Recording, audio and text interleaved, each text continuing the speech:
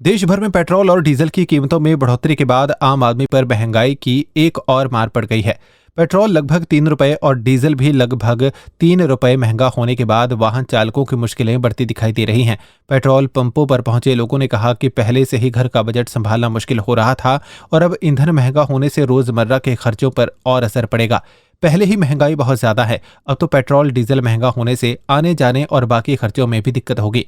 हालांकि कुछ लोगों ने सरकार के इस फैसले का समर्थन भी किया है। उनका कहना है कि अगर देश में पेट्रोल और डीजल की किल्लत की स्थिति बन रही है तो ऐसे फैसले जरूरी हो जाते हैं ताकि लोग ईंधन का सही इस्तेमाल करें और भविष्य में देश को किसी बड़ी परेशानी का सामना न करना पड़े। बाहर की कंट्री से जैसे नहीं तेल आ रहा और बड़ी दिक्कत आ रही है, तो उसके लिए क्या होगा, जो रेट बढ़ेंगे ना, और सारा बजट गवर्नमेंट पे पड़ता है। थोड़ा बहुत कितना गवर्नमेंट का सहन करेगा, थोड़ा बहुत पब्लिक को भी सहन करना चाहिए ना। अब तो मजबूरी है गवर्नमेंट की और हम सभी की।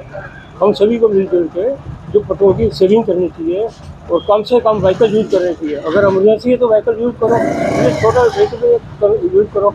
जहाँ 4 गाड़ियाँ जैसे घर में, वहाँ 2 गाड़ियाँ यूज़ करो। ठीक है, जहाँ तक हो सके पेट्रोल की बचत की जाए, जो सबसे अच्छा है। इसमें हमारा भी फायदा है, गवर्नमेंट का फायदा है, हमारे कंट्री का फायदा है।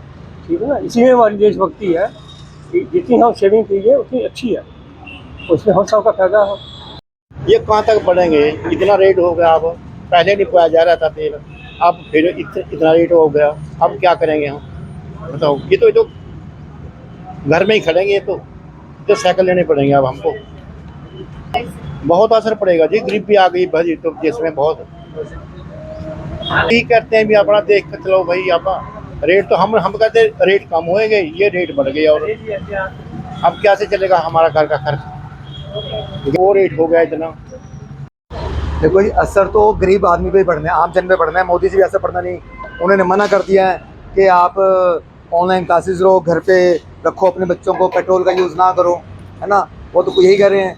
अब उनको तो फर्क है, ना बीवी है ना बच्चे, ना आगे ना बच्चे हो गए। हमारे तो बीवी भी है, बच्चे भी हैं, हमें स्कूल भी छोड़ के आना बच्चे को, है ना, ड्यूटी पे भी जाना है, तो हमें तो पेट्रोल डलवाना ही पड़ेगा। चाहे महंगा हो क्या सस्ता हो, हमें डलवाना ही पड़ेगा। हाँ, हमारी इनकम कम हो गई है, जो सैलरी बढ़ी है नहीं है पिछले 12 सालों में, लेकिन खर्चे बढ़ा दिए, महंगाई बढ़ा दी। देश जो है बर्बादी की ओर है, यही कहूँगा। नेपाल बना के छोड़ेंगे।